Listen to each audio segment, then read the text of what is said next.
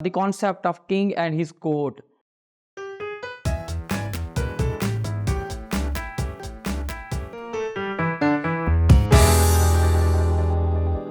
Assalamu alaikum. I am Muhammad Usman from Moonlight International Publication House and thank you for joining me here. Today I will talk about the concept of king and his court. So dear students, king was the person who had absolute authority, who was the master of everything, who was considered as the viceroy of God on earth.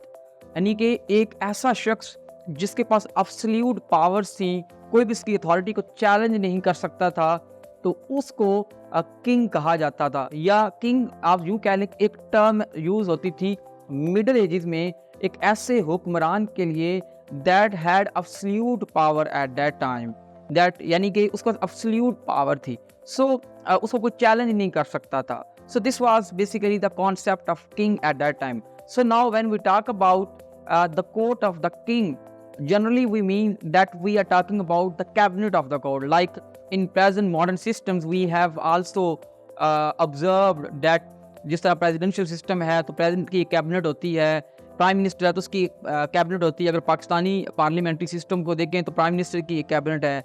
इसी तरह जो chief ministers हैं, सूबे का जो वज़ीर आला था उसकी भी एक काबीना होती है। तो लिहाजा जो किंग भी था उस वक्त अकेला हुकूमत नहीं करता था। He was bound to devise, he was bound to formulate the court of the wise man, यानी जो वाइज लोग होते हैं उनकी कैबिनेट बनाता था और उनके अंदर जो पोर्टफोलियो जो है वो डिवाइड करता था। किसी को खजाना का महकमा दे दिया, किसी को खारजा का दे दिया, किसी को सिक्योरिटी का महकमा दे दिया, किसी को टैक्सेशन का महकमा दे दिया। और जनरली ये अपने जो रिलेटिव्स होते थे, जो लॉर्ड्स होते थे, जो चीफ क्लास होती थी, वो जो किंग की कोर्ट का हिस्सा होते थे। Now the next aspect of this topic is about the selection of the king. So in history we have come across with multiple ways of the selection of the king. multiple ways थे, like जो dominant जो kingship का तरीका ये था, अगर कोई king जो है उसकी डेथ हो गई है तो उसका जो eldest son would take over the throne, यानी कि और इसको हेरिडिटरी किंगशिप भी कहता है या हेरिडिटरी सक्सेशन का भी कहा जाता है कि जब बाप फौत होगा तो उसका बड़ा बेटा। लेकिन समटाइम्स जो सिलेक्शन है किंग की वो इस तरह भी होती है कि अगर कोई ruler die without the eldest son तो उसकी फैमिली का कोई क्लोजेस्ट बंदा जो है उसको हुक्मरान बना दिया जाएगा। सो डिफरेंट वेज से किंग को मुंतखब करने के, लेकिन नॉर्मली जो प्राइम कंडीशन थी जो हमें सोर्सेज से पता चलता है वो ये थी कि वो रॉयल ब्लड का होना चाहिए। यानी उस वक्त हम जानते हैं कि एक ऐसी सोसाइटी जिसमें कॉन्सेप्ट था एक आला खून का, रेसिज्म का कॉन्सेप्ट था कि ये डोमिनेंट रेस है, ये इन्फीरियर रेस है, ये रॉयल ब्लड है, ये रॉयल ब्लड नहीं है। तो जो किंगशिप थी, जो अथॉरिटी थी, उसका ताल्लुक सिर्फ एक ख़ास क्लास से था, एक रॉयल ब्लड से था।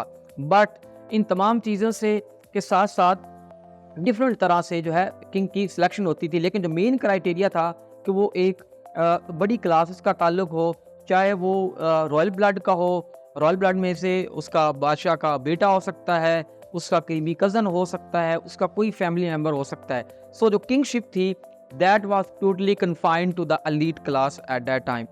So this is what the kingship mean, and this is what the king's court mean.